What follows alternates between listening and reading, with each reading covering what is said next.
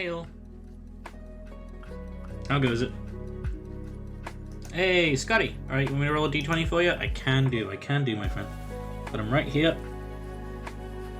Up. You're gonna roll higher than me, definitely, Scotty, because I got a 2 for you, which I know you kind of consider the contesting roll, so, that's a 2.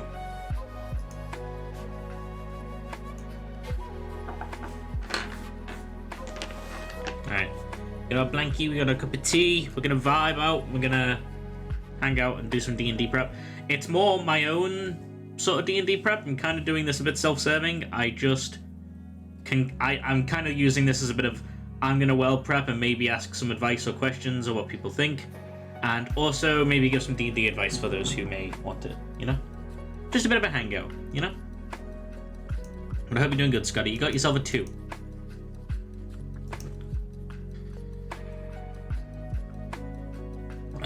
Hope the volume's okay. If the audio's alright, let us know. My channel points okay? Let me go check. If people want to start having me add channel points for it, I failed critically. The die is going into dice jail. Man, I need to, my old dice jail broke, so I need to, get a new one. I haven't had to use, I mean, to be fair, I haven't had to use it in a long time because I don't really have any IRL D&D games at the moment, so, I don't really have a need for a dice jail, I suppose. But, you know, I like to have it for when I do. But yeah, hope you're doing good, Scotty Scott. We've got 2 options that we're going to be doing for world building today anyway, so, you know, we'll look forward to our options in a sec. There's 2 things I may want help with, so we'll figure that out. Let me go get Pin working. Hi, Pin. There we go. He's back. My little fella down there. Alright. So yeah. Everything should be working again. Hey yo, just popping in to say hello while I set up Pokemon Yellow. Is it Friday? It's Friday today! Yeah, you're right. We'll check your raid when we're done. Hope you're doing good, Manny boy. How far are you in Yellow? I think I picked up the end of your stream last time, or maybe sort of halfway through. Alright, man. I just beat Surge. Ooh, you're up to Surge already, man. You're getting time, especially for Yellow, which is generally quite slow. But you do get given your starters, I suppose. Depending on how they're randomized, I feel like you must be, you know, going home free. Have you started to notice how the AI can be a little bit bullshit yet with Pokemon Yellow? Like, Red, Blue, and Yellow, like, generally the Pokemon are pretty good at, like, guessing what you're gonna do because they kind of decide after you decide. It's so cold here, by the way. It's not like we really don't like to use the heating in the house because the gas bill's insanely high. So like, we've really got to like get a blanket and like a cup of tea and kind of snuggle up whenever we, you know, decide to. Oh, it's been a drag. I've wiped a couple of times though. I think I've seen it once or twice, but with it randomized, it's a little easier. I think, yeah, they don't really have the moves that they're anticipating to be using. The randomization probably makes it a little bit harder as well, because sometimes in Pokemon Yellow, Red, and Blue, there's some Pokemon, I'm pretty sure there's a Pokemon in the Champions League that only has 3 moves, instead of like 4, you know what I mean? Like, there's some instances where it's like, you should have more moves, but the developers have just gave you like 2, you know? But yeah, it's a fun thing to play for the next, I mean, 2 weeks? 2 weeks today, I think, isn't it? 2 weeks today is when Pokemon Scarlet and Violet come out. I'm pre-ordering it in a couple of days. I hope I'm able to get it pre-ordered in time. Like, so I want a physical copy. I don't know, wait, what you get with the physical copy if you pre-order it? At least in the UK, I think. And on that Friday, I am going to sweat the fuck out of that game, play some co-op with people and hang out and things like that. I'm very much looking forward to it, so... Anyway, I'm rambling. We can do some world building. I've been working on my own sort of campaign, my own little notes and things like that. Let me go switch over to Chrome, which I think is what I'm using for this. Alright, so. Last time... Ooh, okay, it's pretty flooded. Let me take care of it. So, we've got a bit of a mess going on here. This is not really something you're meant to make sense of. For those who don't know, I use Obsidian Notes to keep track of all the sort of connections to world building I've got. So we worked on little bits of world building for Alune, which is my world that I am developing for my own sort of setting. I'm going to be kind of like running all my sort of games from it. All my generic fantasy games are going to be run from this world. And we spent some time working on races last time. I know with game, I'm getting a statue with all 3 starters. Not sure about anywhere else, but yeah, 2 weeks today. So I've got a lot to do this week and next. Yeah, so you're at Surge. If you really just kind of bum rushed the gyms, you could probably get pretty far, to be honest. 2 weeks is pushing getting to the champion, but you do play for a while, so I do believe in you. I do believe you can do that. Also, we are at 270 followers. We are very much nearing 300, which is a wonderful milestone for me, in my opinion. I'm very, very excited for that, so thank you. We'll be probably working up towards something for that. I'm waiting for Scarlet. I am also getting Scarlet. Scarlet's the prehistoric one, right? Or at least the one where it looks less futuristic.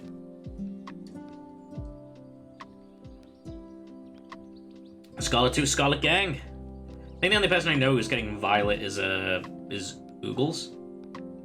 But that's also because their partner, Crow, is getting Scarlet as well. So I can't rely on you guys for giving me the trade exclusives. Yeah, my girlfriend and sister are getting Violet. Hey, you'll have a lot of options to kind of get the Pokemon you need. Scarlet Gang, hands up gloves. Ooga booga. Yeah, we're generally, for what we want to do today, there's 2 options, and I will leave it to the folks in chat to kind of decide what we want to be working on. Because this morning I was working a fair bit on villains. So all these purple blips up here, you can't see my mouse over here. Wait, there we go, you can see my mouse. All these purple blips up here are villains that I've been working on, or at least factions of villains. I've been working a bit on that, and I probably could work on it more, and we could maybe talk about what we look for in a villain when we are doing D&D world prep, or when we are designing a villain for our D&D game. Put the chat box over here. It's probably less intrusive if I put you guys over here. Alternatively, we can look at building locations and setting, which is all this blue stuff down here. So, for example, Lune's probably the best one to do. All right, so Lune is the region on one of my world maps, and these are like all the connecting locations in that setting. So I suppose the question is, if we did want to work on anything today or right now, do we want to work on enemies, or do we want to work on creating interesting locations, or at least how to flesh out a location for your D&D campaign? Because I could really do either at the moment. As well as doing that, we'll also, I'll happily answer some D&D questions, kind of be a bit more of a dungeon master therapist, I suppose. But yeah, I probably should flesh out locations more, because I've got a lot of villainy stuff, but also sometimes I'm just feeling villains, Today I've been doing a lot of work on them, so I think I can also pull them. Yeah, okay, so get rid of center force. All right, so you see how they kind of they connect up all to one, so 1, 2, 3 connect up to this one. That means that they are the leader of these group of enemies. So Foi Coco, I'm gonna go Quaxley. I've already decided that I'm gonna play Quaxley. My starter is going to be Quaxley when I play. I really want it to be a pirate duck, or a duck with a sick ass pompadour, something like that, or some kind of big swan maybe. Mine's gonna be the grass one. Oh, you're a Sprigatito? I pray for it not to be bipedal for you, my friend. I pray for it to look like a cat, So, here's hoping. Also, yeah, I realized both your accounts have gave VIP. I think that's just... I don't really care if it is or not. A lot of people on the internet really do care whether that cat... People I will buy the game or not buy the game depending on whether that cat is bipedal. Because people really disliked Incineroar everywhere except for Japan, I believe. In Japan, people love Incineroar. But a lot of other places, they're just not really too much of a fan. I'll make y'all a deal. Once we can have a Ditto, we hand each other a copy of each starter. I mean, yeah, absolutely. I'm happy to make that trade. I might stream me completing the decks. I did that for Legends Arceus, I believe. I beat the decks in Legends Arceus. I'm down for that. Yeah, awesome. Cool. They've got to make Ditto like is Ditto available in like every game? Also, I'm with Japan with Incineroar. I mean, I will tell you right now, I do like Incineroar. I think he is BM. I think his just cocky attitude is wonderful.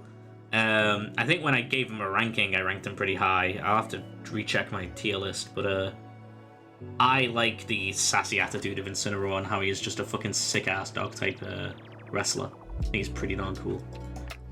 I'll make up my mind on it then. I think I'm going to flesh out villains. I'm gonna do villains today, so let me close what I need. So I could probably do with making this bigger. Let me take care of that first. I'm really gonna hate doing this later. Oh wait, oh no, okay, I don't like that. Let me fix that. Do we do that to keep the size consistent? Oh, is that just because it's the one tab? Okay, alright.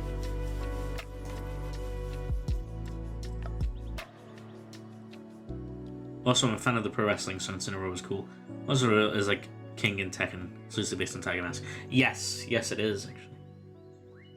I played a little bit of Tekken. I'm not too big of a Tekken guy, because once you add that 3D plane, it becomes infinitely harder for me. I love Street Fighter. I can play the fuck out of Street Fighter. But, Tekken hits different. I'm not much of a... What do the fan base of Tekken call themselves? Tekken head? I'd call myself a Tekken head if I like Tekken. But villains, yeah. So we have got a fair bit of villainy work that I have already pre-done. In this particular setting, or the way that I am making this campaign, this is not a way that you... Oh, okay, fair enough. Here we go. What's DOA? Or like, if you tell me what that stands for, I'll probably know it. But dead or alive? Okay, yeah, it is. All right. I think I'm used to seeing the O uncapitalized, so it wasn't clicking in my brain. Yeah, I enjoy Tekken, but I ain't gonna say I'm good at it. I was good at that one character when I was spamming a button, but you know, there's some. It feels satisfying when you play Tekken, more than Street Fighter at times. You feel like you're doing more shit, you know? I will give Tekken that. I'm just not as cool as it. So, we've got different factions here, and this is kind of how I have sorted my villains out. I realized that not every... I not give these guys... I put them... Okay, I gave you a tag. There we go. And the Beast of Thrones, I gave you... Okay, alright, okay, cool. So... wait, filters? Orphans? I will allow orphans to exist. Okay, alright, cool. So there we go, we've got little bits coming up. So... Villains, let me go to... where my initial villain one, I think Deep Death is here. Yeah, Grimori. Also, prefer Blaze Blue over Street Fighter. Also, when you're doing good in Guilty Gear, you feel it. I believe that, yeah. Do you say it like Blaze Blue? I've always said it's like Blaze Blue. Is it Blaz Blue? For that game? I really don't know. So, we have a villain here, actually, that I've been working on. Which is Grimori, the Aboleth Eater. Now, in this particular campaign, there's a lot of villains, and my goal isn't to be like, the players are going to kill all of them, because that would be a very, very long campaign. Yo, Cairo! Hey, my boy Bran. Hope you're doing good. Thanks for popping in. We're doing D&D world building. I say Blaze Blue, but I've heard both ways. I think Blaze Blue makes more sense than Blaz Blue. I feel like you sound like you're really trying if you call it Blaz Blue. Or Blaz Blue. But, for example, we do have Grimoire, the Aboleth Eater. He is going to be a large... I call it Blaz. Well, Matt, you're trying too hard, alright? To be fair. Grimoire is one of the larger scale villains in this campaign I'm going to be running. Now, that just means a group of players or a group of the party will probably be considering this an endgame villain. It doesn't mean that it's going to be the main villain that they fight. It doesn't mean that they need to focus the entire campaign around killing it. But if they decide that they are in a certain area, they will know what big villain is the threat in that area. So I think for Grimoire, his threat, or at least like where are they? I'm pretty sure I have set them to be in Miriga, and which is essentially I can get the map. I can get the map for you guys. Just a Blazy Blue. You can call it Blazy. All right. Let me grab my world map for you, folks. I almost dropped a pencil. All right. I'm getting all cozy. Sorry if I hit the mic.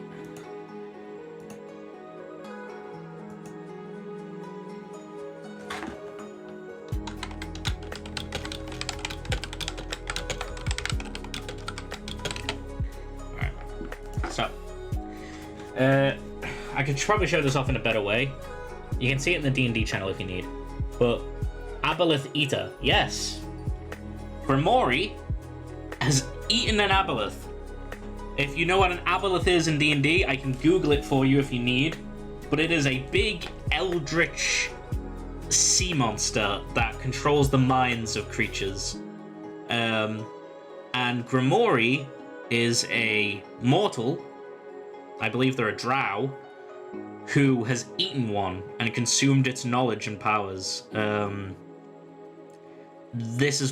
What did it taste like? I assume it tasted like chlorine and like... You know when you like feel like tension in your brain? If you could like taste that. I know. Wonder how Gregory got past the smell. Yeah, Sushi, yeah, he was just really, really used to it. He's a drow, he's probably smelled, probably not worse, but he ate the entire thing. And he has now got a thirst for knowledge. He has got aberration. He's like half aberration, which means they've got like a very alien biology. And they are one of the larger threats of the campaign because they now have a hunger that they will constantly try to satiate. So it's not just that one aboleth that they have been consuming. They basically are swallowing aberration, like, you know, presence. They are consuming, not just visual, not eating now, but like they originally ate the first aboleth that they bumped into. We could do a subset of villains that are spies for one of the generals. Did you hear about the new druid spell they are putting in D&D? Are you about to hit me with a meme? But no, Oogles, I have not heard about the new druid spell they are putting in D&D. What is the spell? It's called Stun Seed. It causes its target to be stunned for 1 second. That sounds like I'm pretty sure that's Pokemon Mystery Dungeon. But is that real? I mean, and also for one, I mean, I assume it's for a round. But yeah, he's been to a Lolth Prayers Mass, and that's probably exactly the fishy smell. Yeah, they do have Lolth under their command. I fucking hate you because I actually did it, Oogles, you prick. Alright, okay. You did get me. You got me. How the fuck did you get me? Also, I was thinking Aboleth would taste like catfish, like a mind flayer would taste like calamari. Yeah, but it probably also tastes like it's been dunked in chlorine, in my opinion. It seems to have worked for 1 second. I'm stealing that. That was pretty fucking good, Oogles. You made me walk into it. So, be fucking proud of yourself. Okay, so when I'm creating a villain, we'll use Grimoire here because I have a good idea of what I want them to be. Now, I know that they are going to be an enemy in the campaign. I know if the players decide that they are going to start the campaign in Miraja or Miraga, depending on what side of the wall you come from, they will most likely be aware of the deeds of either Grimoire or their 3 generals. Now, I've been a bit lazy when it comes to my world building, and every single big villain has 3 generals. I know that's not, like, exactly the, like, I know, like, technically it's not very, fluid. It's not like, oh, they could have, one could have 4, one could have 2, but I set myself a goal, I gave 3 to each. So, that's just how I like to do it. If the numbers are a bit blocky, I don't really care. My personal way of doing it. So, they will probably be aware of Grimoire if they are in Miraja. Maybe they hear rumors about them, or at least, if they don't know about the name directly, they will be aware of the deeds that have been caused by it. For example, in Miraja, there is a large lake that has completely been polluted and flooded with essentially like sort of dead sea creatures and dead sort of like fish rising to the surface and things like that. That is because the water is being diluted by aberration-esque energy, and so there are creatures like Kuatoa and swamp creatures coming out of the water. And that is a big impact, and people who are drinking that water are actually finding themselves to kind of get diseased and afflictions and things like that. So it's Grimoire's presence that is doing that, whether unknowingly or not. I will roll that d20 for you, Rubles. Let me get that for you right now. We're rolling the ducky dice today. You got an 11. 9 more than Scott, I believe. And then Scott rolled that one himself, so actually that's 10 more.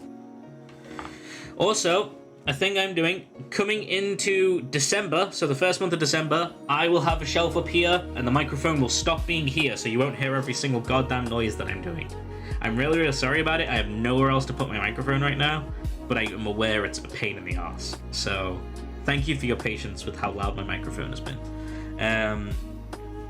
But essentially, when you are making a villain, or at least if you want a villain to feel impactful, the players should be aware of what they have done, or what they are doing. Right, I'm off, Pokemon, have a good stream. See you later, man boy. We'll chuck you a raid when we're done. See you later, my man. Whether it's indirectly their actions or a byproduct, they should understand why they are a villain. You know what I mean? Unless you're trying to, deceive them and make the character seem like not a villain. I generally think, B.A.B. gonna go to the bathroom and grab my chocolate milk, and then get all snuggled up like it's to enjoy stream. Of course! Grab me some chocolate milk. Remember, if you're having a food or drink or anybody, make sure you bring enough for everyone. So, I've left my tea for so long, it's gone cold. Yeah, he's playing Pokemon Yellow. Go wish him good luck. I'll do a quick little cheeky shout out to Megan. They were recently playing Pokemon Yellow. There we go. Go give them some love. They were playing Pokemon Scarlet and Violet when that comes out. So, why are they a villain is an important thing to answer, because the players need to understand. You don't want a player to be like, I don't get why we're fighting this guy. That hits hard as a DM. I've had that happen to me, where players have been like, I kind of don't get why we're fighting them, or why do we care about this character. You want the players to understand that they are evil, or at least that they have done something that needs to be stopped. Otherwise, why are they a villain? Gonna make myself a bowl of ice cream. All right. Ooh. Make sure you got enough for everybody. It's the rule. So that's important. I think it is relatively important to understand what they want, because it can be pretty easy to have a villain that you make their goal to fuck with the party. And you could do that, but you've got to understand why, because it's to what end. Maybe he's a villain because he once asked an Aboleth to prom and she said, haha, eat me, asshole. And then he was like, bet. He was just like, try me. And then consumed them whole.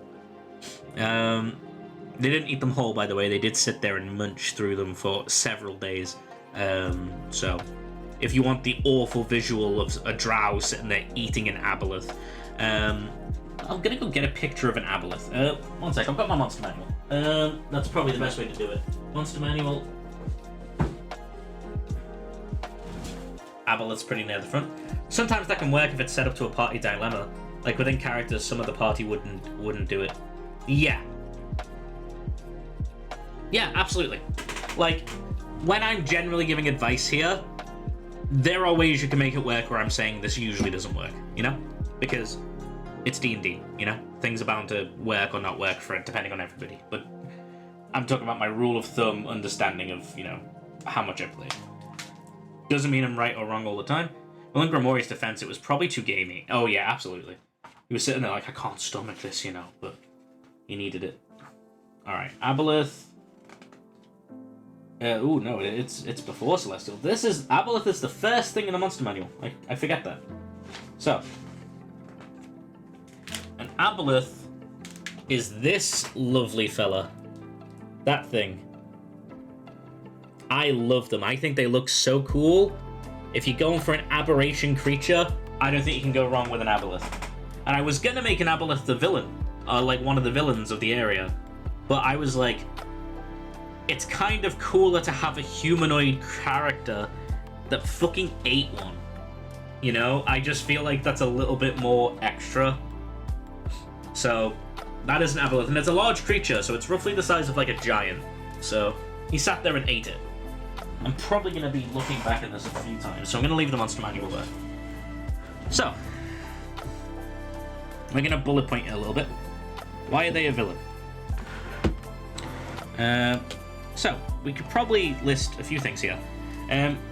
Grimory was a drow. They were a male drow, which means, like, in my setting, they were seen as a lesser being in drow society. They were taken as a prisoner by an Aboleth. Aboleths control the minds of those who either drink their water or go near their lakes, and they can basically give them, like, they can make them part of their hive mind, kind of like mind flayers. And they were connected. They were a slave to the Aboleth. They were probably like drinking from their water and they were becoming infected by the alien mind of the Aboleth. And after a certain extent, a group of adventurers came over and they beat up the Aboleth. They killed it. They took the loot, and they were like, "We did it, Patrick. We saved the city." And it knocked Grimory out of their stupor. It knocked them out of their hive mind. If Karen met a mind flayer, it would change his it would change his mind. Facts. True. I'd be like, no, there is nothing wrong with mind flayers. But Grimory got snapped out of his stupor. He got like his mind free, but he could still feel that lingering craving, like the Aboleth's sort of deeper thoughts, because Aboleths remember everything that has happened in their life to the exact detail. Yeah, they're like the OG gods. I even have them in my setting, even though it's based on Hindu mythology, but I digress. It's your setting, man, you know? Like, that's the fun of it.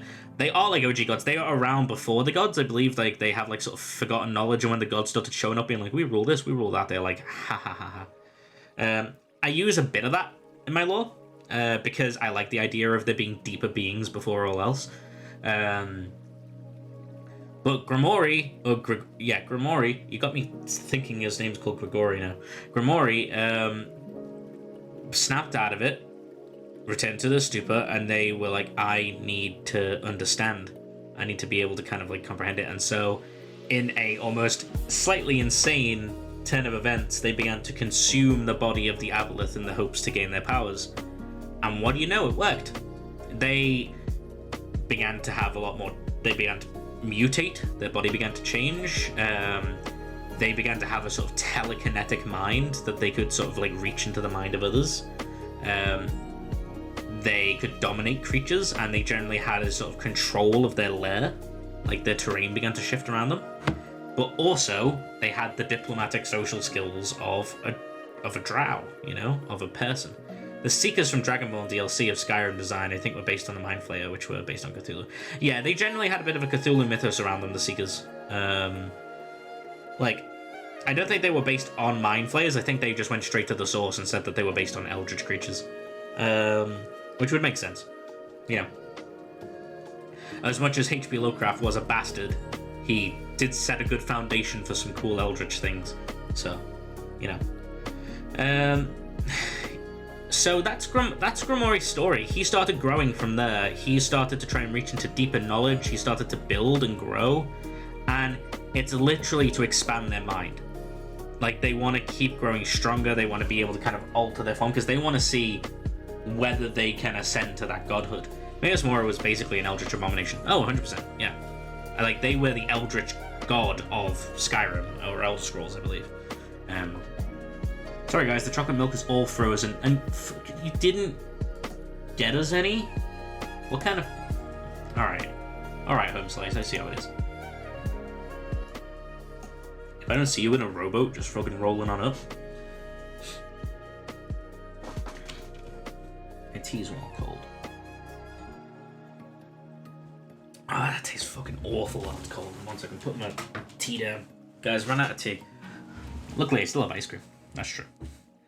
I can't even have some right now. That's fair. You gotta smack it a few times on the side of something. So, why are they a villain? They take slaves in the... I don't know if I'm going to be calling it the Underdark, because I don't know if I want the Underdark in my campaign. I might have something else, but we'll say Underdark for now. They take slaves in the Underdark and alter their minds / mutate them. So that's something that they do, and the party can encounter that happening. They might see it in a village. They might see it when they're exploring a cave. It could be Underdark adjacent.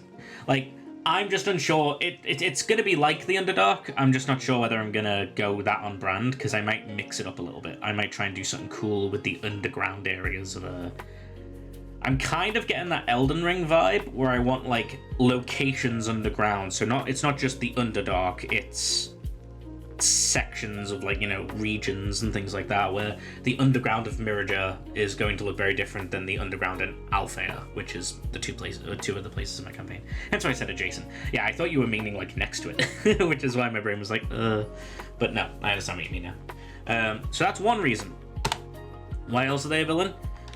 Their presence is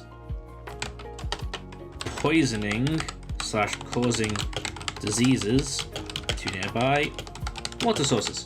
That's a good enough reason. Maybe they take slaves, but only people who are suicidal, homicidal. Ooh, I just generally, as a little bit of a sort of trigger thing in my groups, I'd probably not lean into it, because I do have a little sheet that I give out now. I stole it from a friend, which is basically, are you comfortable with this thing showing up or not showing up in the campaign? So, I don't know if I would put a full story-focused thing being on something like that. However, that could absolutely work if your entire party is comfortable with it. So if you want to take it, you absolutely could. But I think they would take slaves in a way where they would essentially just corrupt their mind. Like, you know, whoever drinks from their water, or after they've been sort of taken, I think they would just take creatures because suddenly their intelligence or their need to grow is stronger than everything else, you know?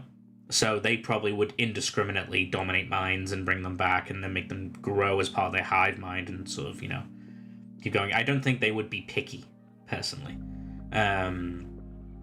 But because I think Grimoire has sort of lost their humanity. They are an aberration now. They may have like a humanoid-esque body, but I think that they are an aberration, if that makes sense.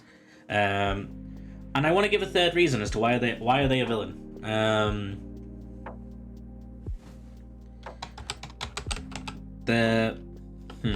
Okay, so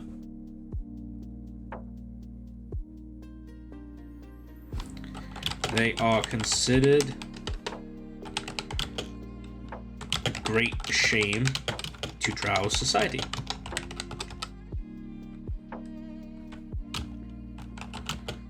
Due to their image being connected to them. That's a smaller reason, but it is 3 reasons why the party may dislike them. They take slaves in the Underdark and alter their minds / mutate them. I don't know why I put them in capital M there. I sometimes put capitals in when I'm not really thinking about it. Like Drow Society. I don't know why there is capital S there. Their presence is poisoning, causing diseases to nearby water sources, and that could be on the surface too. Like, you know, all the water got to lead to it. And that's essentially a good sort of building point for kind of what we want to be doing. Let me just flesh this out. So, an important question of why are they the villain, I think is very important to answer, you know? And I think that works for a lot of different sort of circumstances. You want to make sure that you haven't just been like, you haven't sat there and built a cool villain or statted out something where you're like, yeah, this is my baddie, and I'm going to give him a castle, and he's going to be called the Dark Lord. What's he doing that people hate? Because you can have circumstances where somebody names themselves the Dark Lord, they have a big castle, and they rule over the land. But they could be doing a great job. The average farmer could be like, yeah, we don't get raided by bandits anymore because they just don't allow it. You know? Like, that's a fun little twist as well. If you were just like, yeah, there is a vampire lord that I have in this setting, and she's great to her people. She really, like, you know, a lot of people are like, you know, we love being, you know, ruled over by the mass majority generally like her, but she still does feed on people, and she will go and be like, okay, all your prisoners, who round them up, like, she'll go over and be like, okay, get them over to my castle, and she will feed on them. So that could be considered an evil act. She isn't undead, but the Dark Lord is convinced they're being evil. Yeah, they're like, you know, exactly, that's the fun part, where the Dark Lord would be like, you know, like, cower under my boot, mortals, and they're like, yeah, sure, if you keep the taxes low, and like you've been doing, and, you know, you keep us safe, absolutely, praise the Dark Lord, you know? And they're like, yes, that's right, I'm evil. And they're like, yep, just please keep doing what you're doing, Sarah, madam. Which I love, by the way. I would be all for seeing that. Alright. I almost had that with a character at some point. I almost played a chaotic evil drow all up to that point, but then I stopped myself because I felt like I was bringing the campaign in a different direction. What do they want? So, Grimoire, I feel, from how I have designed him, he wants to never feel weak again. To never feel at the mercy of other creatures again. Gods, adventurers, or mind control. So they still have that little bit of them from when they were a drow. They refuse to be a slave again. I need to scroll down a little bit. They refuse to be a slave again. They refuse to be at the mercy of gods. They refuse to be at the mercy of adventurers who would come in and mess them up. Their goal is to be the top of the food chain. You know, they ain't getting eaten. They are the consumer. What else do they want? They want Elder God knowledge / all praise the benevolent dictator. He truly believes in democracy, especially the one man, one vote system. He is the man, and he has the one vote. Absolutely. Hey, Edwin Sue, I believe. Thanks for popping in. So they want Elder God knowledge. They want to keep growing, I suppose. I suppose Elder God knowledge isn't you know, to grow their aberrant. There we go. That looks correct. Their aberrant form. So they constantly want to be growing, and they want to keep consuming, and this guy Grimoire has consumed Aboleth to become as strong as they are, and is not stopping there. You know, they will go up the food chain. They'll be like, mind flayers, I'm going to consume you. Even if it's not physically eating, they'll be like, I'm making you join my higher mind. I'll get your elder brain that you all, you know, are connected to, and it'll be me. I will consume it. So they just want to become this stronger alien form because they believe that that form is superior to what they had. And a smaller desire. What does this character is a different one. I usually like to keep a smaller scale goal.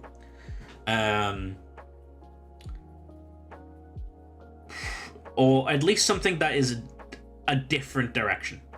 So when you are thinking of a villain, you can either make them like, this is my one goal, this is my one purpose, which is 100% worked. I literally, one of the longest campaigns I've ever ran, it was built, like, you know, the final arc was built on a villain who was one goal.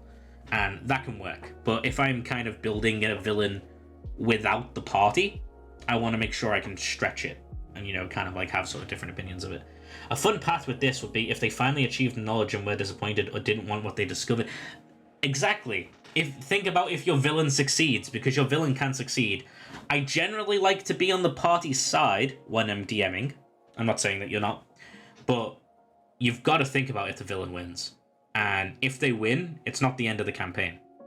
Think of how the players exist in that setting, because if you do a thing where it's like, I mean, sometimes you can have it with the villains, like, you know, once their goal's complete, they blow up the world, you know? It's like, great, cool, campaign over. But what happens, you know? Like, it's like, okay, do we go home now and feel sad? If this creature ascends to their form, great. Nothing might happen. They might just ascend, and now there is a new god in the pantheon, or this creature literally creates another plane of existence. And it's like, well, that exists now. The party might experience that, might not experience that. The gods might get pissed off. A war might happen in the extra dimensional planes. But, like, how does it affect the party is a good way to think about it. But a smaller scale thing for Grimoire, what do they want? A small part of the mortal mind, I keep doing unnecessary capitals, mortal mind wishes for their family to be safe / not see them as they are. So there is this little bit of them that is still Grimoire before he became what he is, that just wishes for their family to be safe, far away, and not have anything to do with it. And the Drow probably know the family. Maybe they've imprisoned them. Maybe they've done something. You know, you can build on that. I have no idea. I have no idea yet. But once Grimoire starts being a big deal in my campaign, probably when they are like 10th level, I would probably start to think of Grimoire being a threat around 10th to 15th level. That's when I'd start thinking about, okay, well, you know, they're here. What are they going to be doing and stuff like that? Because to plan everything would be insane. I just plan as much as I can. I'm planning more than I usually do with this campaign idea, because I enjoy the actual prep. So there we go. I'm doing bullet points as well because I want to read my notes and get to the point. So I prefer these little bullet point bits because I know what they are getting down to, and it works with how I usually work with my brain. How do they plan on doing it? So yeah, we've given them a goal here, which is to grow their aberrant form, and also to never feel weak again. So they want to consume intelligent / higher beings. They want to create a lair they dominate. Hi, Cairo. Hey, my boy. Hey, Twisted. Are we doing good? It's been a while. How you been doing? How's your life? We're doing a little bit of world building today, so. Create a lair they dominate. Well, I suppose I want to say A. I suppose lair is a good D&D mechanic term. Alright, steady decline. Not bad. Steady decline.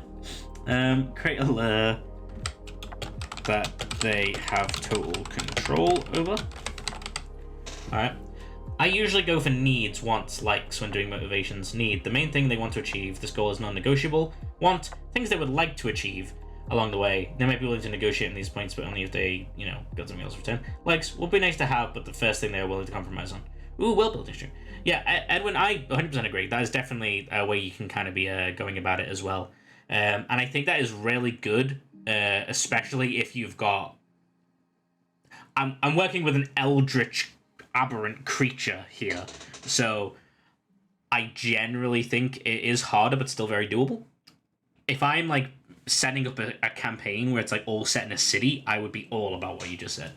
If I like had them all kind of like, you know, if I was running like Dragon Heist, I think the campaign setting's called, I'd do that. Also, I hope you're doing good, Chill. Thanks for popping in. Yeah, we're doing a little bit of world building today. We're focusing on villains right now, just to catch everybody up, because there's a lot more people here.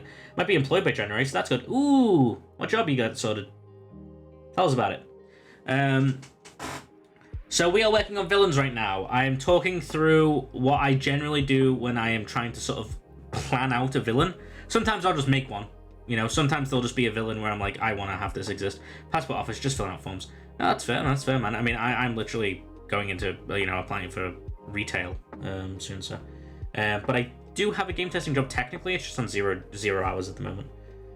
Yes, it's mine might be so alien that truly knowing what it wants might be hard for mortals. Exactly, yeah. Like, I'm not as smart as Grimoire. Like, this guy is probably like a 22, 24 inch creature if without statting it.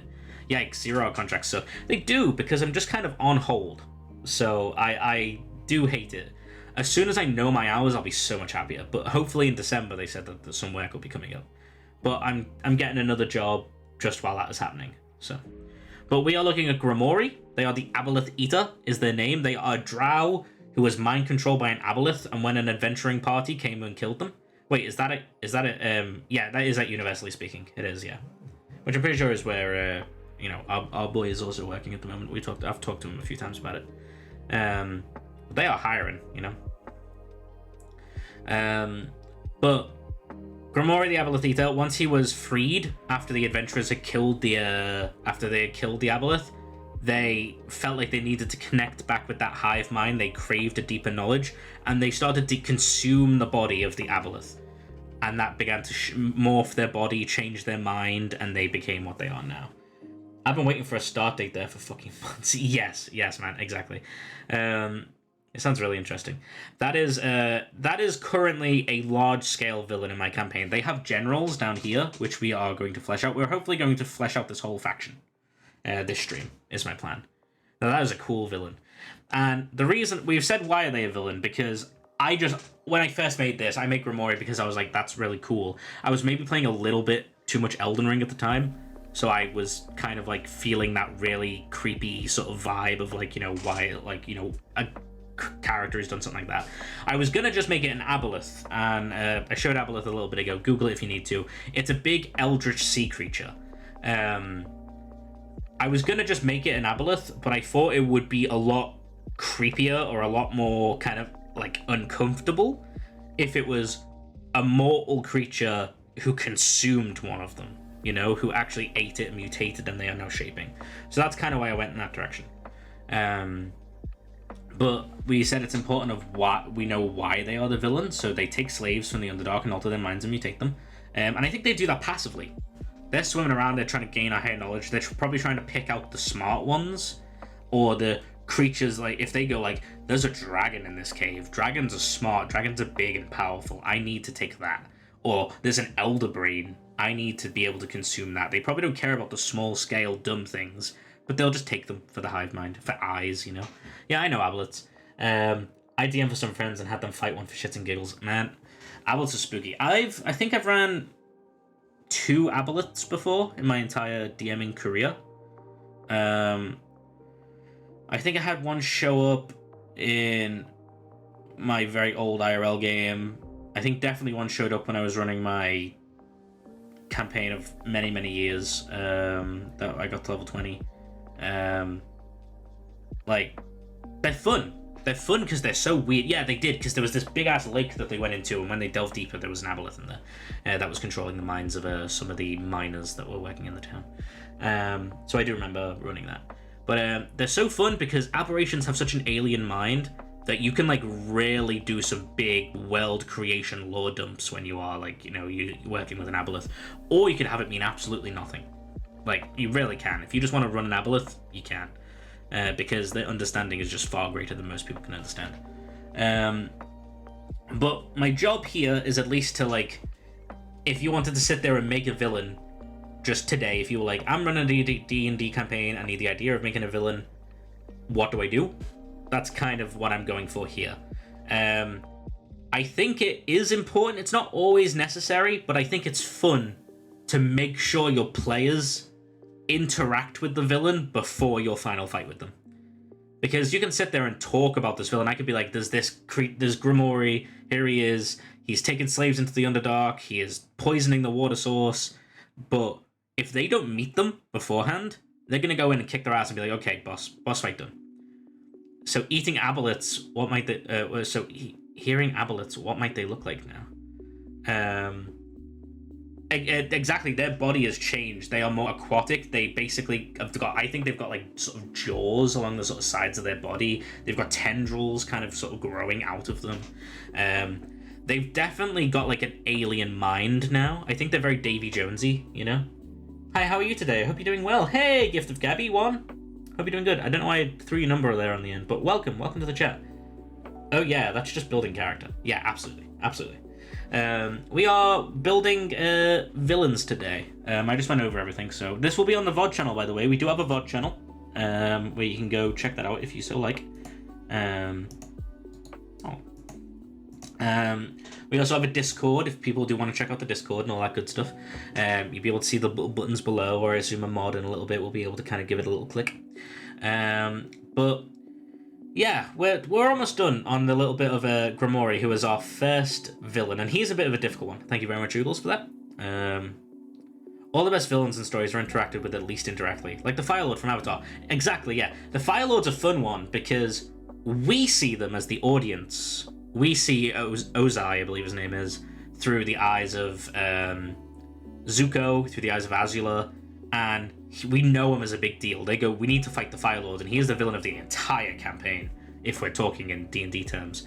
And when they show up, that fight is cool, because they feel like all the training I've done, all the level ups we've been getting, all the goals we've been trying to beat have been to get to them. I don't think there's a moment in Avatar where their mind is off of beating the Fire Lord.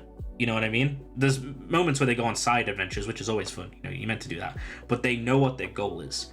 And I think that's very fun for a villain. It's not always necessary. You can always do smaller scale than that. The closest thing would be Appa being taken. Yeah, that's exactly the bit I was thinking of when they started to divert and go in that direction. There was even the bit where Aang was like, you know, I don't know if I want to kill the Fire Lord. You know? Sorry, spoilers if you haven't seen Avatar, but like, you know, that happens. They're making a new series of it soon, so go check that out. But who else is a good example? I recently watched a little bit of Matt Koval, so a good example is Vecna. If you Google Aboleth Spawn, there are some interesting art from Critical Role.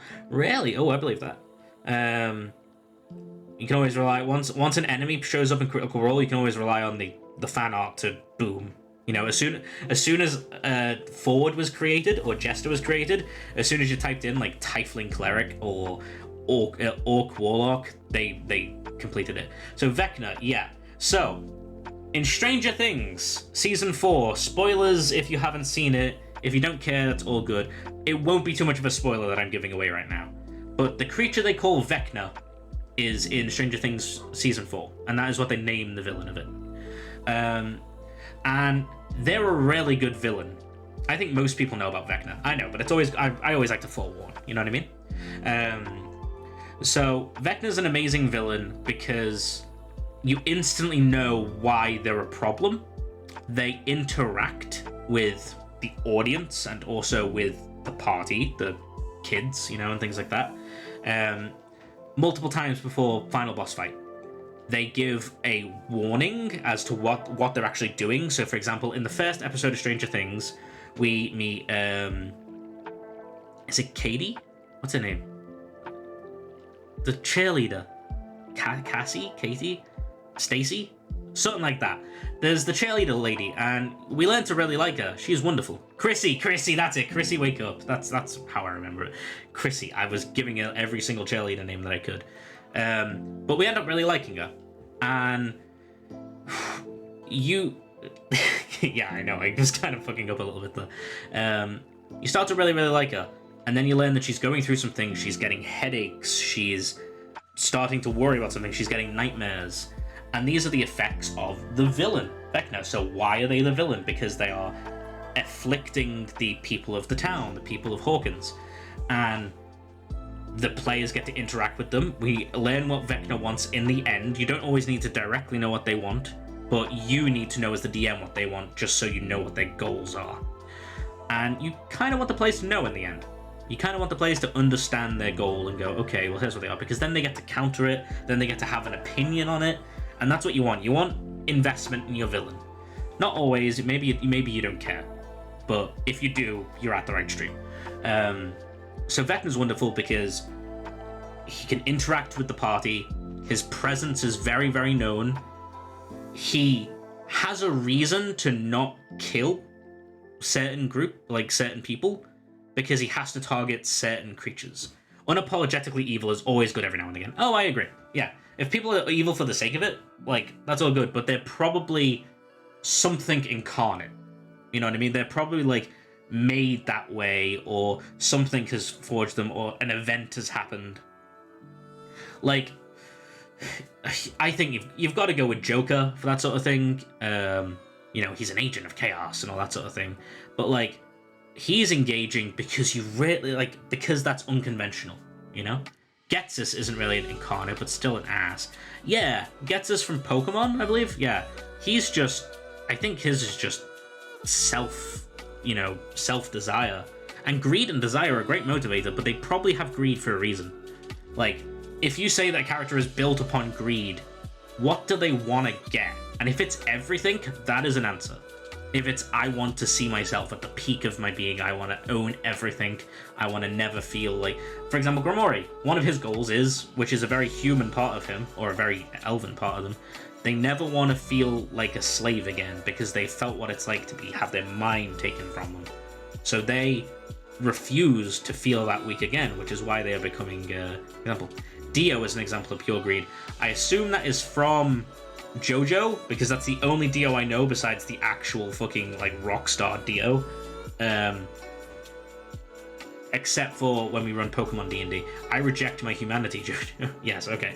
I've never watched JoJo, but I will agree with you. Yes, it's exactly like JoJo. But I've rambled a lot, so I do apologize for that. I like these streams to be conversations. I like to kind of talk with you guys about it. Parts 1 and 3. Okay, alright, cool. JoJo. So, use lesser beings. I'll put that in quotations so my party don't get offended. Lesser beings as their eyes to foresee their enemies' intentions. So that's how they plan on succeeding in their job. I don't think you need much more than that to run a villain. This is one villain. You probably want to know their resources, and you can absolutely do that, but right now I don't fully know the scale of my world. I don't know how many party members I have. I don't know if they're going to want to run armies and, like, have big groups fighting big groups. Usually D&D ain't the best system for that, but I've ran it before and it's worked. My favorite Disney villains tend to be pure evil, kind like Maleficent, Ursula. I love Ursula as a villain. Ursula is the warlock patron of a dungeon master's dream. So is Falsier. Disney's great for villains. It's why they work. There was I watched Brave recently. I watched it with Malia, and there isn't the villain in it is family conflict. At the end of the day, there is this demon bear that exists called, like, Mozu or something like that, or Mogzu, Muzu. But that they're really not the villain. They're a victim in it. They are just a plot device. But Disney's great. Even if, I would say, there's a thing that I've learned from my old game design tutor, where you don't want to steal from one thing, you want to steal from a lot of things. I just finished my cup of tea, but during a break we will get cup of cha right now, but I will hydrate, I promise. I don't really have anything to hydrate on besides, like, the few fragments of my lemonade. And also I don't hydrate with water because, if you guys don't know, I hate water. I've heard him say that one. Exactly, yeah, it's true. As long as you're keeping hydrated. Yes, I absolutely keep hydrated. But you don't want to steal from one thing, you want to steal from a bunch and mix it together. Because then you're making it your own. Because no idea is 100% original. You know, you can mix a lot of things, and a lot of it is from your inspirations. It's why one of the first things we did when I ran a D&D stream, I sat down and was just like, what inspirations do you have for when you design? And we just sat there and wrote a bunch of games and a bunch of movies and music that we watched and enjoyed and played, because it's really important to just let that happen. Like, let yourself feel inspired by things. I always use tropes. I am all for tropes. I will throw them in my game unashamedly. I will have the gallant knight protecting the dragon from the princess, all that sort of fun stuff, because they work. People can connect to them and they'll go, this is what's going on. And even if you're doing the opposite, they will go, I know this trope, so I know it's not that, or I can understand it's not that. I kind of went on a tangent, but essentially, it's important to just let yourself design. Steal from a bunch of things, steal from Disney villains, because they work. I wrote a big list of who some of my favorite villains are. I recently watched Sandman, and finished Sandman, and there is a character in it, literally, I think they're called John Smith, or John something. I'm going to steal so much from Treasure Planet and Atlantis, The Lost Empire, Disney's Atlantis, because they are great inspiration for Spelljammer. I'm in a Spelljammer campaign right now, and yeah, absolutely. Eye Teeth Guy? No, not Eye Teeth Guy. That is, I forget, was that Alex or Chris? Alex said that, I believe. Alex said what I quoted before. The something, the collector, the Corvus is the Eye Teeth Guy. John Smith is the guy who plays Professor Lupin in Harry Potter, and his energy is amazing. If you steal from multiple things and mix them instead of just copying one thing, it is suddenly called inspiration instead of ripped off. Hi, sorry enough for saying long. Doing a board game evening with my in-laws. No worries at all. What board game are you playing, Winterhill?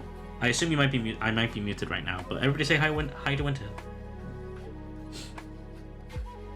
Also, I hope yeah. Hi, Will. I don't think that's Will, just so you know. I don't know, but it's more mainstream shit. Fair enough. Play Cluedo. Oh man, I love a good game of Cluedo. Or Game of Life. Yeah. Wait, no, it's not. Yeah, it's not. It's not William. What are some good movies that would be good inspo for Spelljammer? Waterworld. I think you're right with saying Atlantis and Treasure Planet. I think they generally have the sort of good vibe that you're going for. Anything that, I mean, honestly, a bit generic. Star Wars you could absolutely lean into. The fun part about Spelljammer is the only thing that's really changed. It's not a sci-fi, it's still a fantasy game. They just, instead of sailing across the sea, you're sailing through space. You see the big, scary, big whale creatures and all that sort of thing. Fun fact, my parents were going to call me William, before I was born, but changed their mind. Spelljammer has hippos. They have the GIF. The GIF are ridiculous to me. I mean, I like them, I like the design, but I would never play a GIF. They're not my kind of thing. I'd have an NPC GIF. But I also generally don't like the idea of everybody running around with guns. It makes sense in Spelljammer, but it's just not for me. But, yeah. Spelljammer... Think of it, if you start to think of it as a sci-fi, it's gonna get messy. I still think of it as a fantasy, but just instead of going across oceans, you're going through space, you know? And you get to explain all the beautiful things. Have shit like jellyfish and big whales and big kelp forests that are actually kind of distortions in space and time. Fantasy sci-fi. I mean, yeah, it's fantasy. If you start to think of things as sci-fi, you're going into science fiction. And then you feel like you have to explain everything. Sci-fi, like Star Wars isn't sci-fi. Star Wars is a fantasy movie. Like, if you look at every single direction of Star Wars, there is more fantasy in it than sci-fi. Because they don't sit there and teach you the rules of the world. They don't sit there going like, why are hippos so intelligent? Oh, high techno-fancy. Yeah, that'd work. That's a good way to put it. Because I think in Spelljammer, the only things that are high-tech is the ships. And that is actually powered by magic. It's not even tech. Dad joke incoming. Why are hippos so intelligent? Why are they, Winterhill? Please tell us. Enlighten us. I'll let him type it up. The stream slowed down all because of Winterhill right now, so we'll give him a second. We'll put a lot of pressure on him. This is gonna be good because of the hippocamp. I hate that I liked it. Nice. Alright, I'm gonna move this because you can't really see too much. Well, if I go to face cam, will it? So this is the map we're working with. I'm going to let it settle. I made this in my own time. You can see it in my DnD channel in my Discord. Hey, we have a Discord. You can go check it out. So that's the map we're working with, and we're going to be placing them. Around about here is where we are placing Grimoire. Kind of around this area. There's a big lake. So we're going to put him in there. So yeah, we have the Discord right there. Exclamation mark Discord. I'll pop that in the bed too. Have a nice day, Windhill. Yep, see you later. Love you, Windhill. Love you lots. Already did okay. Thank you very, very much. Wonderful. And also, Magnum is live right now. He's playing Pokemon Yellow. You should go check him out at some point. I'm stealing from Courage the Cowardly Dog episode that there are special squids that make stars. Love that. That's wonderful. I fucking love that. Here's the map we're working with. Shows high-res image of my testicle. I mean, Windhill, I thought you told me in confidence not to share that, so I'm, I mean, if you allow me to, I'll get it right now, so, you know, like, 1 second. That's DS Games. There. Don't worry, I'm not going to show you guys an image of his testicle. No, don't worry, I'm not. Ayo. Alright, so, where are they? This is for my own benefit. You want to know where your villain is at all time. This is probably something you'd update if they are a traveling enemy. Onlyfans.com/Windhill. Behave, that's gonna link them to a non-existing OnlyFans, and then they've got OnlyFans open, so... Shit ain't free. Looking respectfully. That's not real, by the way. If anybody clicks that link, they're gonna get disappointed. Disclaimer, not a real link. That's still gonna open them to OnlyFans, so fucking be careful. If I get fucking in any trouble because of you. You... That big bastard, man. Alright. I feel like I've streamed for an hour, and I feel like I've done nothing besides... I mean, I love the main reason I do these streams is because I love talking to you guys and love like giving advice. If any of you guys ask for advice, I like to give it. And to go back to, I believe it was who was asking about Spelljammer? Gift of Gabby. You were asking about Spelljammer stuff. It depends on what you want to focus on, because some people might just want to play a piratey game in space. I'm getting Spelljammer books Christmas. I know they aren't the best, but I don't care. Spelljammer is very much loved, and since it's getting... People were wanting a rehashing of Spelljammer for the longest time. So, no shame there. What if your party's main villain is literally a god? I've done that. Yeah, that's perfectly fine. I think it's important to understand why they aren't getting smoked straight away, and I think it's because gods are fueled by attention, worship. So they probably wouldn't just kill anybody who's going to be an issue to them, because fear is also a belief that makes them stronger. I haven't heard of Spelljammer before, but I'm really interested now. At Space D&D, where you travel through the stars on boats, big flying boats, or they're called Spelljammers, and the people who sail them, I think, are also called Spelljammers. Inspiration I would use for Spelljammer is the comic series Storm by Don Lawrence, though it is old and originally in Dutch and would not know how an easy English version not to get. Well, there we go. Edwin's fucking going in with the deep inspirations that you can kind of go into. There's loads of stuff like in my head. I can picture a lot of fun visuals and shit like that for Spelljammer. I just don't know where I'm getting them from. So I'll make a little list at some point. Spelljammer. I hardly know her. Fuck you, bro. All right, where are they? I know that they are in Muriga, in the southeastern region. Southeast, underground, within a lake. That's what I know about their location at the moment. I know that's not super useful. You can also go into their resources and what they have. I will probably do that in my own time when my party are going to encounter them.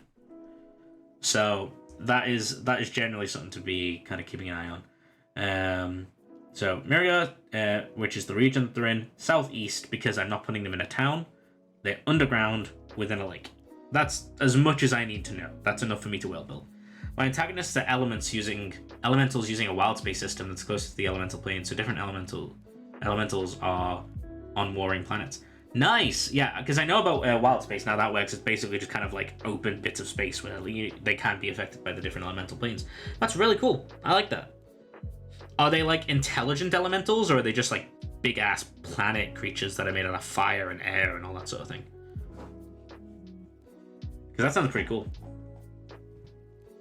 So, As well as, so Grimoire themselves, they probably don't actively act like a general to these creatures, but in every single region, oh, maybe Little Nemo. Ponyo's got some really good visuals. Just clicked on my head. Look at like the mid sections of Ponyo if you just want to have a rewatch of that. Really good visuals for what you want to kind of picture to happen in Spelljammer. Just take it out of the ocean. Anything that you could picture like under the ocean is probably cool to kind of translate into Spelljammer. Ponyo's weird inky fish scared me. I love Ponyo. Ponyo made my heart sore, and I cry at everything. I will let you guys know I'm a big crybaby. I'll watch things, I'll bawl my eyes out, I'll be in tears. I haven't watched Ponyo. You should. Go watch Ponyo. What are you doing sitting here watching me? Go watch Ponyo. Okay, good. I would recommend it. It's adorable. The scene where she's like running on the water is so cute. Okay. I'm watching my friend. Okay, that's fair. I do appreciate it. So, the generals. I have made 3 for each of my factions. You guys kind of can't see it. One sec. I will resize this. The words might be smaller, but like, I know it might be hard to read, but I'm going to try and fit this to screen. Okay. So, in the corner over here, I've got all... These are a bunch of my villains. So, you can see here it says Deep Depth. So that's where all of the Grimoire villains and generals are. I also have the Flamecast, I believe I've just called it. One sec, let me see if this exists. The Flamecast Order, which has a bunch of other villains. I know it's kind of hard to read right now, but like, wait, can I actually? Oh wait, no, that's a search, not a. All right, okay. So water elementals attacking fire elementals and planets that don't want anything to do with their elemental. Okay, yeah, sure, that makes sense. So they're like, you know, hey, I'm a water elemental. You're a fire one. Get the hell away from me. And that's causing spatial conflict, I suppose. I like that. That works. That's wonderful. Interspatial racism. Yeah, but it's also just an instinctual thing. Fire doesn't want to be doused. Water doesn't want to be turned to mud, you know? Like, it's... I like it. Because it's just... It comes down to base instinct. So, we'll go over here to Saradraza, who is the Arachnid Queen. Now, I wrote down the forces that she has in her employ. So her army consists of drow, giant spiders, and creatures called Quaggoths. Quaggoths are like big beast creatures that drow have tamed, or basically broken. Technically interplanar racism. There we go, they got you there. Because it is a sort of the planar travel of Spelljammers, I suppose. Yo. So Saradraza, I have listed as a general to Grimoire. They're not. They're not a general. That is thinking of it in a way that my Kai brain can understand. Saradraza is a Dryder. So she is half drow, half spider. And she obeys the commands of Grimoire because it's better than being a brain slave. So they made an agreement. I will defend this area. I will keep out of your territory. And if I see any adventurers coming your way, I'll kick their ass. So they are technically a general. But they might dislike. They'll have different motivations. We'll do the exact same thing. We'll literally copy paste the plans that we had. So, for example, Malakbul is actually the main villain of a different area. Let me go grab. So, Grimoire. We'll go with why are they a villain? Well, actually, we could probably just copy paste all this over to we will go over to Saradraza. We'll put this down. We're going to why are they a villain? Well, they protect Grimoire's lake.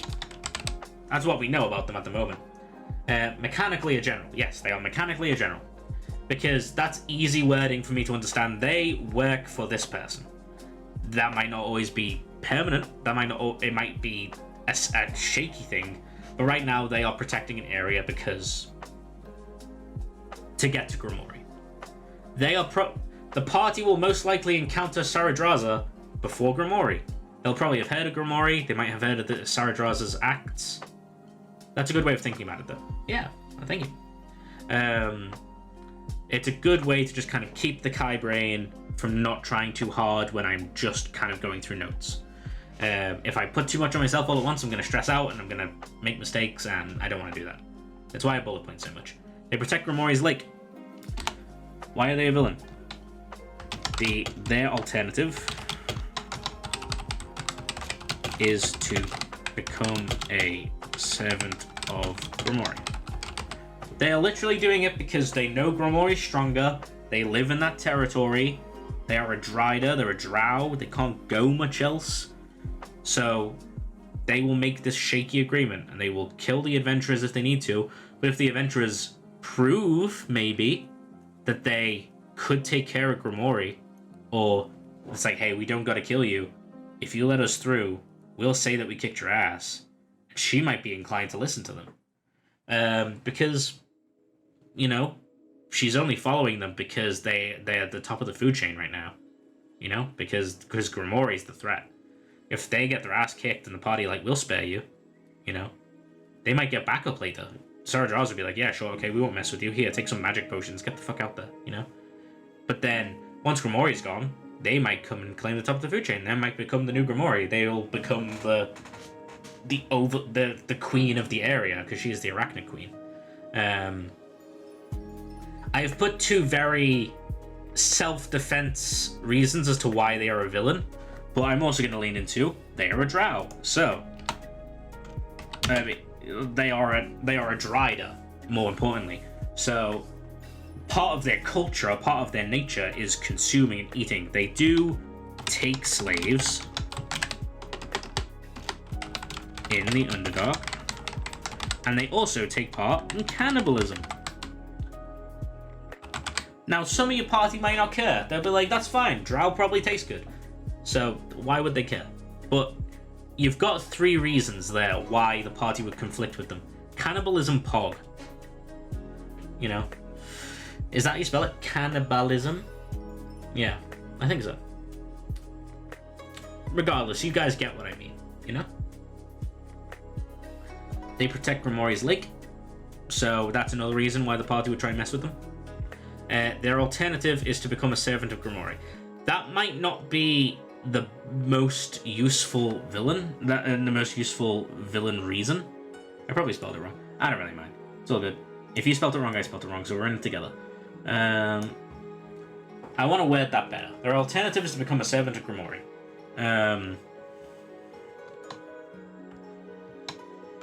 They wish to keep their position of power and survive under the rule of Grimoire. So, in one of my brother's games, one of my friends cast a spell that made them able to talk to a fire elemental. Asking why the fire elemental attacked people, it replied, I feel sorry for the people here, they are so cold.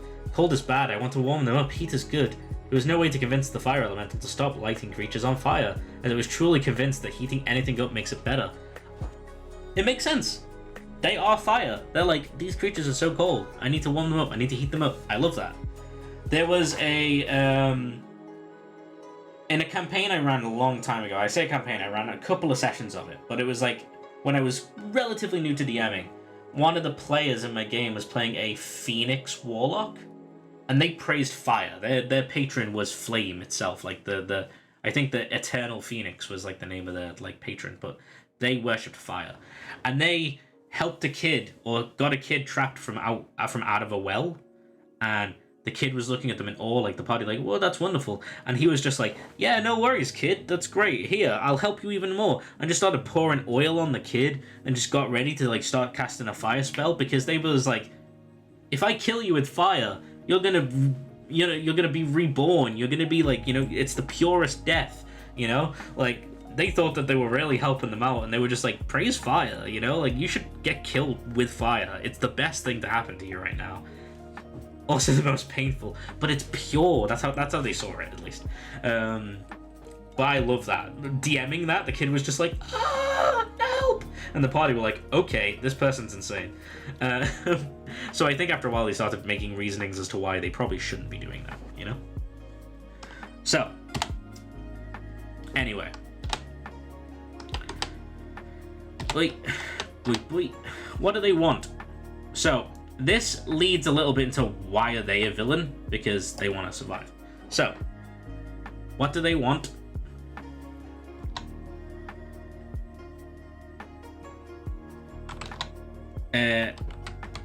Saradraza still wants their nobility status recognized despite their transformation.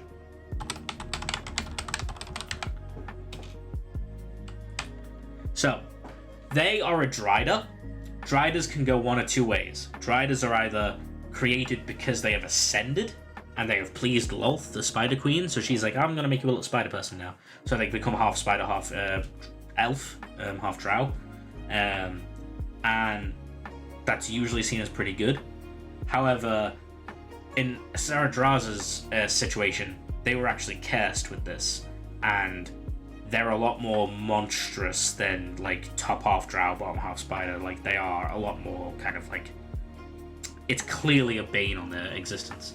But they were a noble. They were a lady of the drow court, and they want to keep that status symbol. Like even through all the circumstances where like they have been transformed, and mainly most of their servants are like, they're begrudgingly or very like, well, you're the most experienced out of all of us.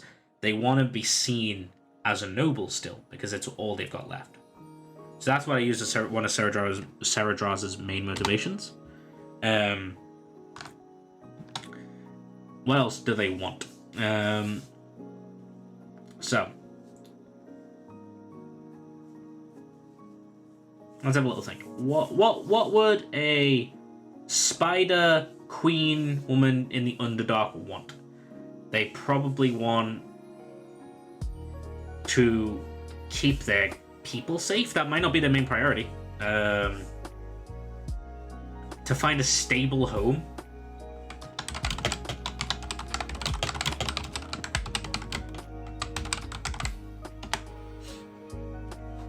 I'm doing that thing where I'm unnecessarily capitalizing.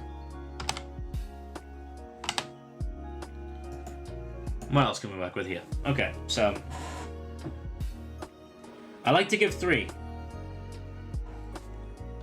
to cure the Dryder curse. Why didn't I even think of that before?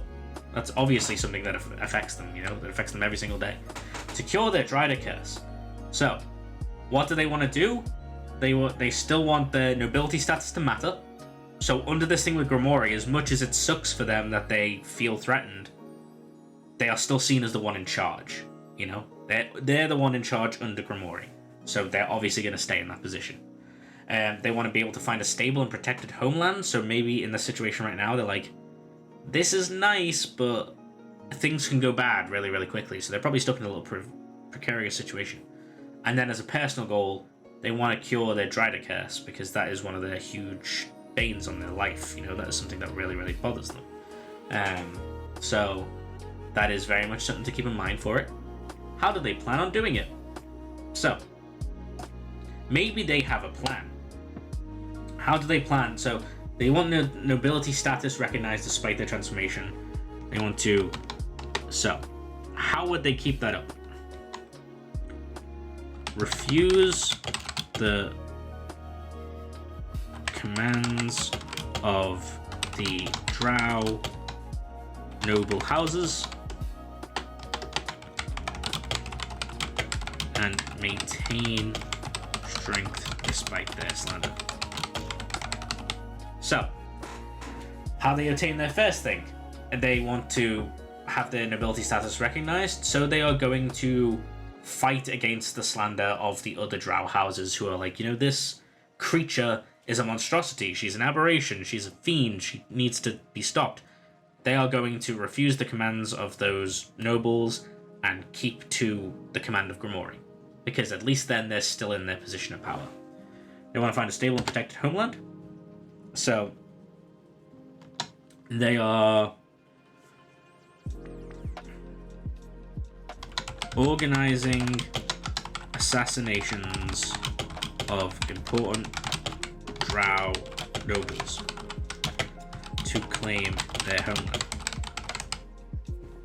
That's something that might have nothing to do with the players, it might have nothing to do with anything, but that's something that they want to be doing. How are they going to cure their Dryder curse? They wish to offer a suitable sacrifice to Lolth. I don't even know if I have Lolth. To the Spider Queen. To the Spider Queen. Because I haven't really set... I've got gods in this setting, but none of them are Lolth. So, gods are Fulrin, Sadix, Vorim, and Zacia. I'm not sure if the Drow would probably worship the same gods as the people on the surface, though, so we'll figure that out later. Spider Queen. I'll remember to come back to that. So there we go. We've literally done the same thing for Saradraza. She doesn't have any named NPCs under her. I feel like you can go as far down as you like. If you just had one main villain in the entire campaign, you could probably just keep building down the hierarchy, you know, like Shadows of War or Shadows of Mordor. You could absolutely just do that, and just keep building further and further down. But I'm not going to do that because I value my time, and I don't want to make it... If you do it too much, you might start to make it feel like your players aren't getting anywhere. Because have you ever watched an anime where there's a villain that they feel like they topple and they best, and then after 2 filler episodes they go, here's the people who are stronger, or here are the people giving those guys commands, and it's cool the first time because you're like, oh shit, like the old guys were nothing compared to these new guys, that's awesome. But when it keeps happening, you start to feel burnout. It doesn't mean like, oh, I thought the strongest was those previous guys that were there before. No, is that wrong? Some low in the hierarchy might even know who is at the top and what their goal is. Exactly, yeah. Like, one of the factions is called the Shamblers that work under Grimoire. They probably have no idea who he is, but Grimoire allows them to live. I've been watching One Piece and it's every other episode. I believe that. Like, I think it's bad now, but I used to really like watching Fairy Tail because I was a sucker for it. I liked the animation, I thought it was cool. I like the magic rules and all that sort of thing. But every arc is just, you thought those guys were strong. How about these guys?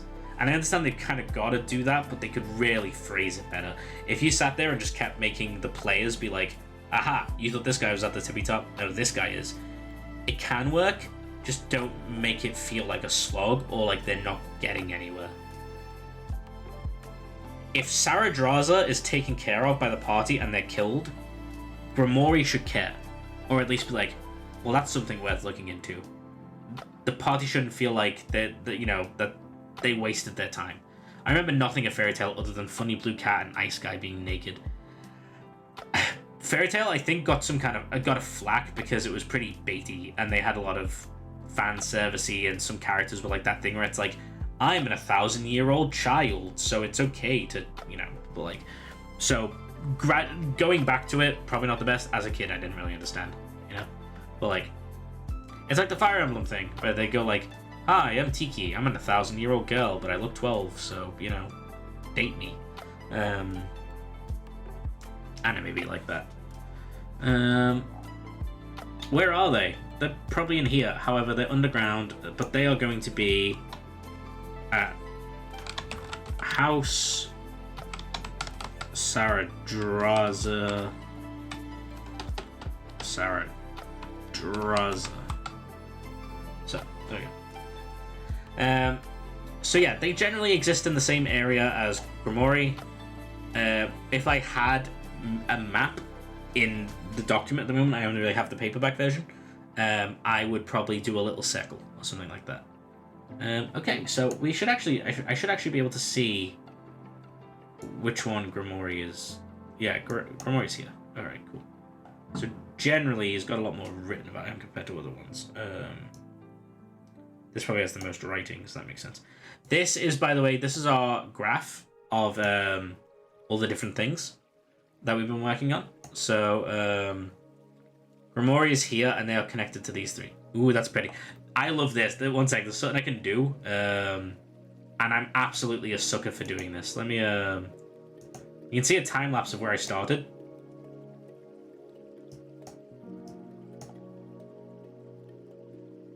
And you can see what I was like building and working on, and how everything sort of connects. Like the creation story connects to all the gods and that sort of thing. I started to make town names and then regions, and they all began to sort of connect to each other. Like right now I'm making the cities, which is all the blue.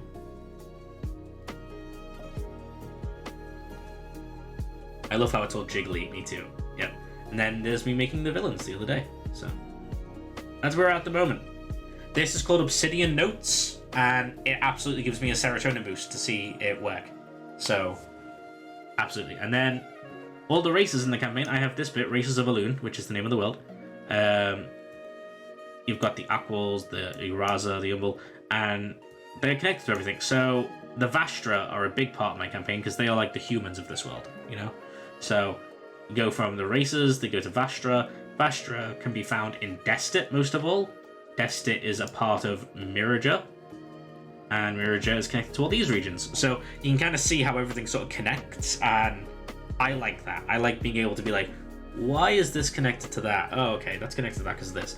When I start to connect villains to locations, this is going to get bigger. So, for example, I can actually go to Grimoire right now and do this. So now, if I go to Grimoire, it's a little bit of a mess, but now Grimoire is connected to Miraja because you can find him there. You know? So yeah, would recommend it. It helps me prep because I feel like I'm getting stuff done when I get stuff like this, you know? And I'm like, here's the class factions, here's all this sort of stuff, and this will probably be connected to different faction names. The gods are great here because they connect to Star Song Tree, which connects to all the different gods here. They worship Fulrin and Destit. Like, this just, I like it because it makes my brain go choo-choo. So Saradraza there is pretty much done.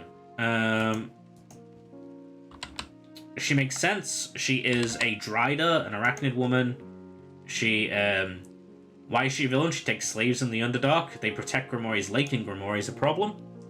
They wish to survive to keep their position of power. That's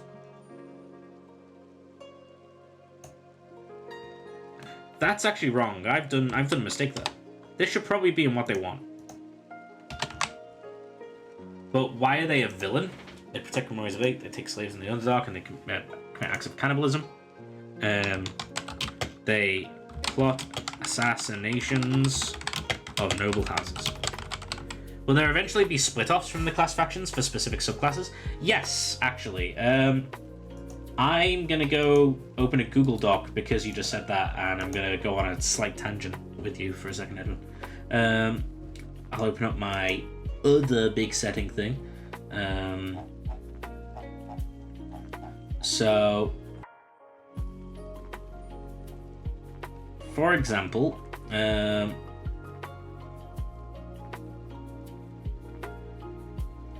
I've got, I'll choose fighters. So I've got this little bit here. I will go to factions, class factions, and go to fighter. So got this little bit here. So under the fighter section, I explained that all the fighter factions are basically guilds, and they support different styles. So the group called the Red Legacy are a faction that generally is where you can find champion fighters. So if you are playing a champion fighter in my game, you'll be aware that you'll probably have a place here at Red Legacy. It doesn't mean that you're a part of them, but if you see a guild hall of Red Legacy as you're passing by, you can be like, I'm going to go check that out because they are based around my class. And they have this big gladiatorial pit, and it's where they fight to become gladiators. They might be all for it.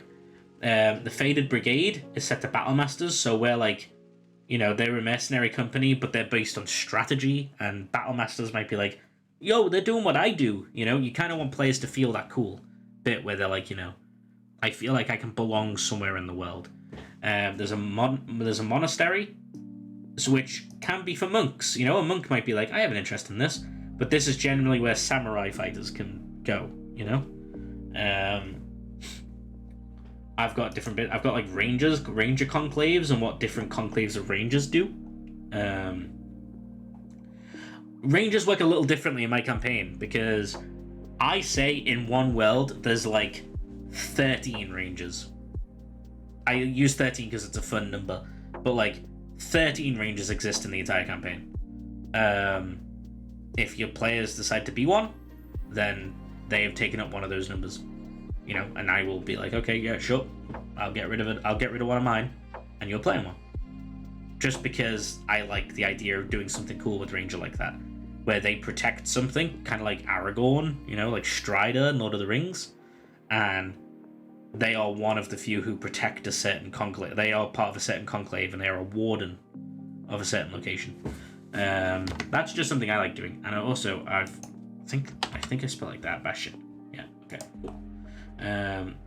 So yeah, I wanted to go on a little tangent of what I have for different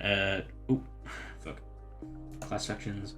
So Bard's got a different one. So the Crystal Stage College is where you can find Glamour Bards. The Hawkwind Tail College is where you find Valor or Sword Bards.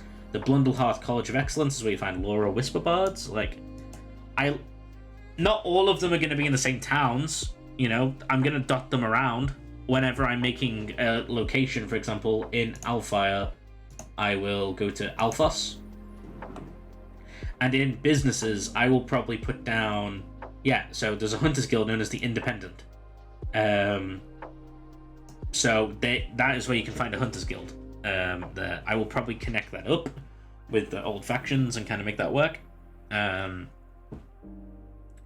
I'll make sure that I litter guilds or orders or tribes for barbarians, just around everywhere. Sorry about that little tangent. I'm clearly a bit of a fanboy for my own shit. So let me close all this sort of stuff. So let's go to the Azure Hive. So this is an interesting one because this is kind of closer to Grimoire. The Azure Hive are a hive mind of fish creatures. And I have no idea right now how they're connected to Grimoire. I just really want them to be. They could be under the same hive mind, but I feel like that's basically like fighting Grimoire, and I'm not sure how I feel about that. So I like the idea of the Azure Hive being a hive mind of like fish creatures, like Krakes and like, you know, Sahagwins, which are like mare people.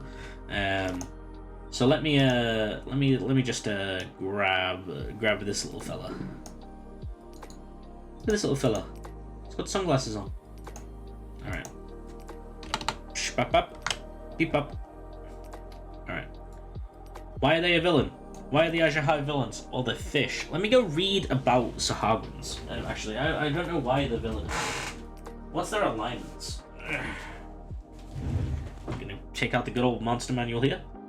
And I think they're just under S for Sahagwin. I'll show you the picture of a Sahagwin if you don't know what one looks like.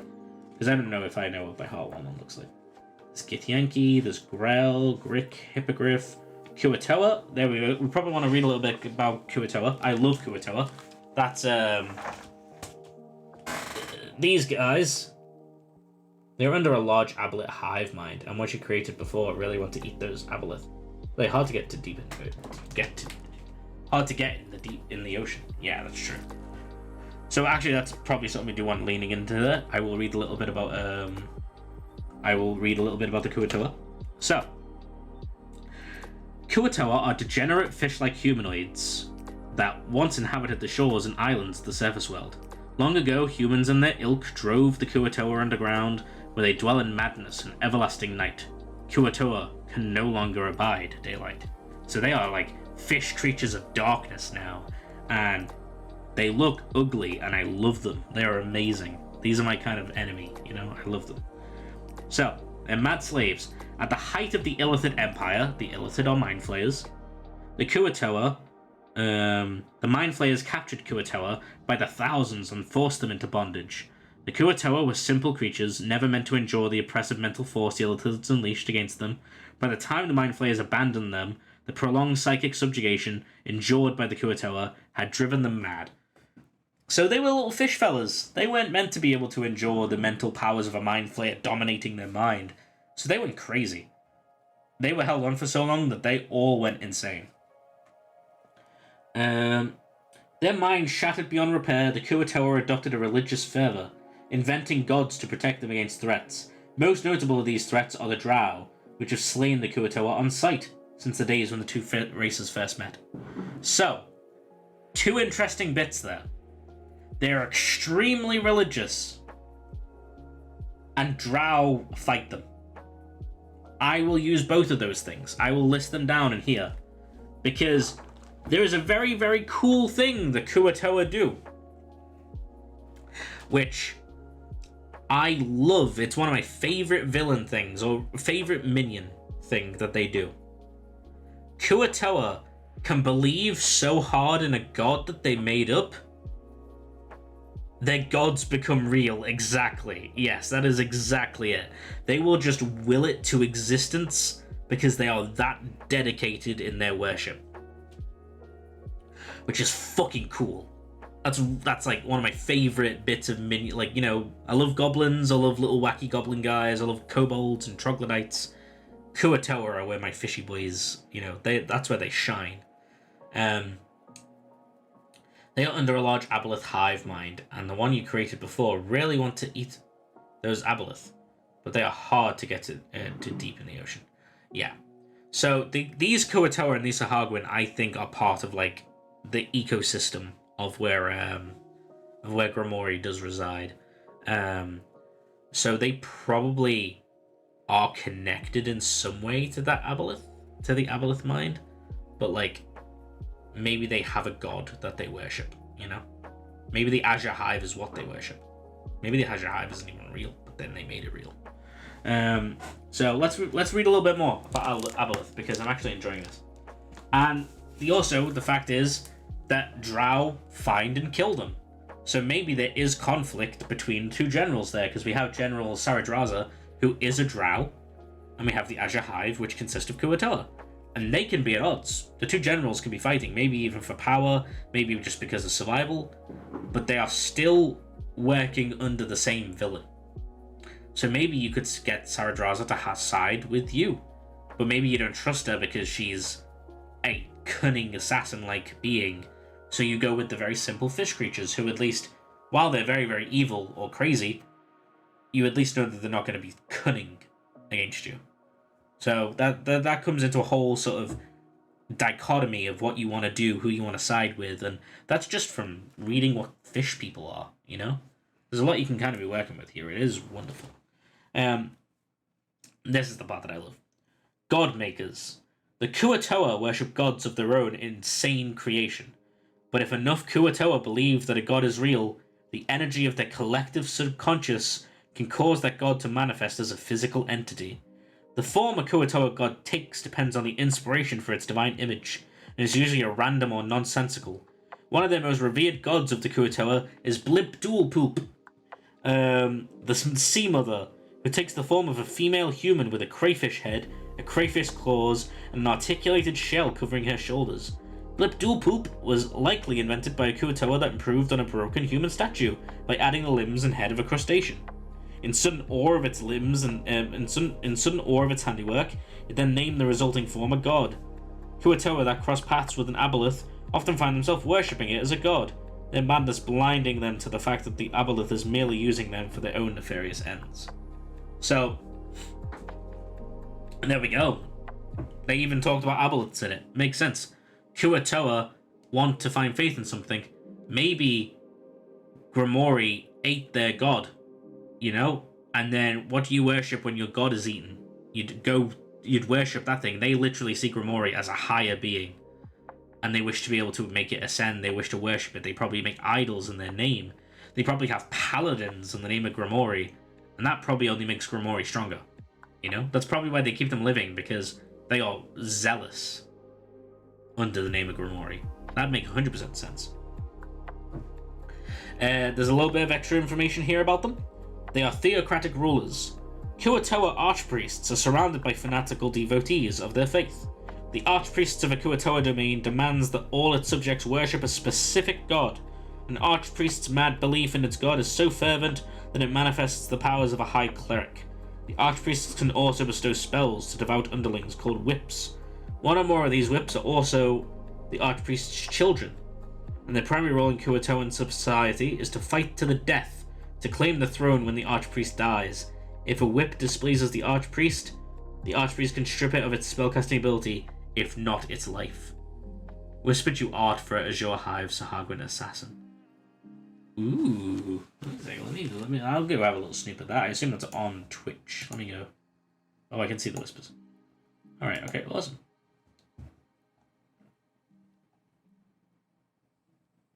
Maybe a villain looks a bit like this. Ooh, okay. I kind of like that art, man. That's some good art for the 5e Tools one. The first one you sent. Ooh, okay. Look at that little fella. That's cool. I'm liking it. Thank you very much for sending me those. Also, if you do like, we do have a Discord. I assume my mods have fallen asleep, which is all good. We do have a Discord if you do have any interest. We do have a D&D channel where you can just talk about D&D stuff. Absolutely. But thank you very much for that, Edwin. I do appreciate it. We understand if, you know, you don't want to clog up your Discord with things like that. But, yeah. We're not going to stream for too much longer now. We're probably going to do it for an extra 10 minutes. Probably finish this up. Question. If an archpriest adopts a minotaur and then bestowed its spellcasting abilities, would that make them a bullwhip? Yes, it would, Lich. Thank you for your contribution. Hope you're doing good, man. Thank you very much for popping in. So, that's why I love Kuo-toa. Fish guys who create gods. So much to work with. Let's fucking speedrun this shit. We can literally do this right now. So, Azure Hive. Why are they a villain? They worship Grimoire as a god. Sacrificing in their name. They capture travelers who dwell in the lakes and rivers nearby, taking them into the Underdark. Another reason why they're a villain. I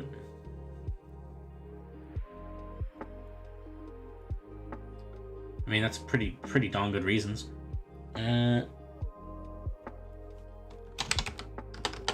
They are murderers of any who do not worship their god.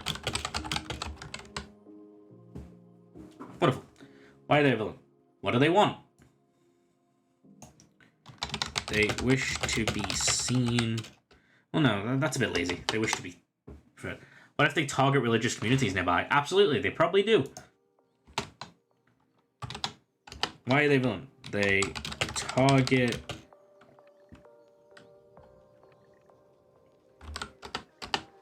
places of faith within the Underdark. I'm using Underdark again. I know I said I wasn't going to use the Underdark, but it's a good fill-in for now. What do they want? They wish to see their chosen god ascend and be pleased with them. Door-to-door fishmen trying to get me to join their religions. That way, rumors of them circulate due to pilgrims. Absolutely, yeah. Drow gets away. It's like, I'm leaving town, man. You don't want to see those fucking crazy fish people. And they'll be like, fish people? What the hell? Alright, well, okay, we'll keep an eye out. Go check it out. And the best thing is, this is just a minion. This is a minion that belongs to a greater general. So, the Kuo-toa, who are the leaders of the Azure Hive, or at least they are the main force in this group. They have Sahagwins as well, but they are probably more like bigger scale. They're probably like when they need backup. And the Krakes are like just basically mindless creatures. They're not Krakens or Krakens. They're Kraks, so they're like lesser versions. I think that's what is the Azure Hive's force that they have. But this is just a general of a bigger villain. you know? And there's already so much that we're like, oh yeah, I can't wait to introduce the players to it. So they wish to see their chosen god ascend and be pleased with them. They want to eat well and build a temple to Mori's name.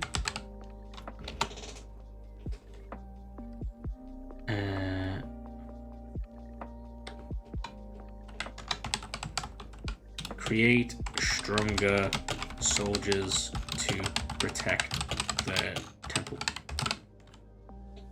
So there we go. They might have a way to do it. They probably make creatures they capture, they dunk their head into the water that Grimoire is corrupting, turn them into big fish people, and they're like, welcome to the army, you're in Urukai now, you know? Like, they probably do still a lot of stuff like that. How do they plan on doing it? Okay, well, here we go. Praying at their altars and creating more priests grants them more power. Is Grimoire a self-made god? To the Kuatoa, or to the Azure Hive, yes, absolutely. However, Grimoire is a drow who was possessed by an aboleth, and then once the adventurers came over and killed that aboleth and took their loot and left, they still felt that connection, like that domination in their mind, that Grimoire began to consume the body of the aboleth and become, like, have their mind filled with their knowledge, and they began to become an aberration themselves. So they are a half drow, half aberration creature that is now intent on growing more powerful and knowledgeable. And they will absolutely take advantage of the fact that these fish people see it as a god, because Grimoire ate their god. And now they're like, well, we gotta worship you. You consumed the god. That makes you cooler. Could your players convince them to worship the players instead? If they had good reasoning. But they're very, very devout. They said they worship with extreme fervor. You would have to show that you are the stronger coming of a god. Or even, like, get a small branch of that faction and just get them disconnected from that other faith, you know? Everything's possible. I mean, I say that. Most things are possible. Just, I want it to come from a strong basis. I probably wouldn't be like, make a roll, you know? But Grimoire, essentially, he probably doesn't care about these fish guys. The fish guys probably don't have that enough information to interest him, you know? They're just a bunch of fish creatures that live in his domain. Sure, they can do this fancy thing where they can shape gods out of the things they worship. Sure, they seem to be worshipping me at the moment. It's making me stronger, so I'll let them live. But their goal is to attain greater knowledge, to be able to grow as an aberration, to basically become the area around them, to essentially become an elder being. But I'm not sure if their goal is to be worshipped. It's just to consume and become more powerful, so they will never become a slave again. That's how I see them working. Praying at their altars and creating more priests grants them more power. Yep.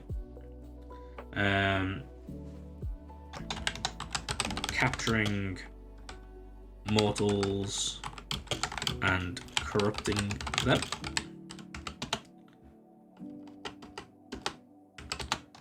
Fulfilling Grimoire's will on the surface / waters. Reminds me of an old Bronze Age religions. Each city had its own god, and then conquering another city, they would bring the statue of the conquered city's god to display their god's temple, to show the power their god has on others. Exactly, they probably do that. They'd probably go over to like a drow community that they manage. They manage after many of them have been slaughtered. They manage to be able to kind of take them down, and so they will come and they will set up their idol of Grimoire and be like, you know, this is our god. They'll do a dance around it, and they'll just like the ones who are surviving are like, well, clearly that god is superior, you know, like, yeah. And also they probably get a bit of Stockholm because it's like, you know, worship our god or die, and they're like, well, I like to not die, so yeah.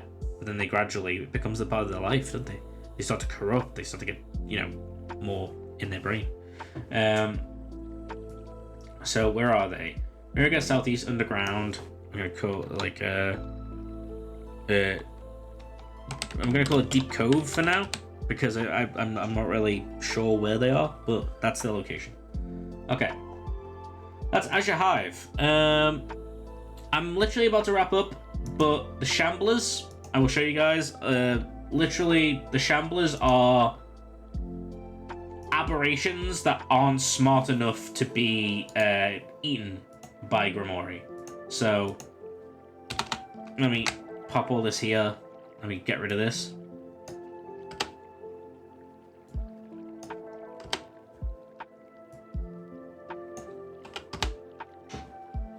Oh. No, I mean they bring the statue back to their city's temple to sort of create a pantheon where their god has... Oh! I like that. That's pretty cool. I don't know if the Kuoto would do it because they're very, very fervent, but, like, I do like that idea. I'd probably take that for, like, just a humanoid faction in my world. I do like that idea. I like that. I like that bit of information. Thank you for sharing that with me, Lich. You probably don't have a specific location. So the Shamblers are different because they aren't an organized group. They are a scattered collection of creatures that sort of work as a general. I use general loosely. It just means that they work under Grimoire, whether willingly or not. But a Shambler's factions will consist of Nyogi, Mind Flayers, or Aberrations in general. That is generally what you will find under the faction of Shamblers. And that is trying to get through this area to get to Grimoire is going to be hella difficult because you've got a bunch of aberrations in the way. They're not organized. They're not, like, all working together for the common purpose. Shamblers are insane. I'm probably not going to type all this up now because I'm going to wrap up my stream. But if you look over here, like, this is just one faction. The Deep Depth, this is where Grimoire rules. Flame-Cursed Order, I believe I have Malakbal. They are a Flame-Cursed Frost Giant. So that is a Frost Giant that has been cursed to be constantly ever burning. That is another main villain that their party could choose to have as their main enemy.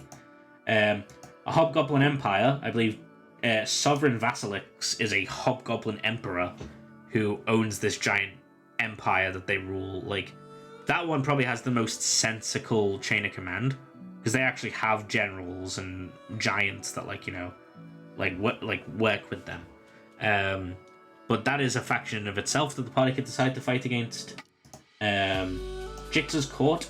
Jix is a Medusa, who is the daughter of another greater being in my setting. But they have their own faction as well. They have, like, the Minotaur as one of their generals. They have Hyula. I like your idea. If they conquer another community with a religion, they change the symbols to their god. The Azure Hive are now only making their own temples from scratch, where before temples are remaining of theirs. Yes, exactly. I like that. I like that a lot. Kind of like sort of building on it with each other. That's why I do these things, because I get ideas as well as I'm just talking with people. So I've got a lot of work that I'm going to be doing here, because every single one of these I'm fleshing out. The Living Swamp is probably a fun one I'm going to enjoy, because Kaskari the Living... This is literally a swamp that's alive. Like, it's not a stat block. I'm not, like, going to sit there and make a villain and, like, stat out its attacks. That entire swamp is alive, so everything in it is working to grow. It's got generals because this is everything that's living in the swamp. Like, every faction that's living in the swamp. But that's villains today. Kaskari is the Great Deku Tree. Is that the name? Oh, essentially. I thought you were about to say Kaskari is the name of the actual Great Deku Tree. But that's essentially what it is. It's the center of the swamp. Is where Kaskari would be. I would probably be like, their goal is to grow. I don't think they'd have more than that one goal. They're the most simplest villain I have because they're a swamp that wants to grow and live. But this has been, I suppose, my villain D&D prep stream. This is going to be on my VODS channel. I do have a VODS channel. If you want to go subscribe to it, you can go check it out here. It's getting a lot more uploads than my other channel at the moment because I just don't have the energy to be editing right now. But I really, really enjoyed the stream. Let me go switch over to chat.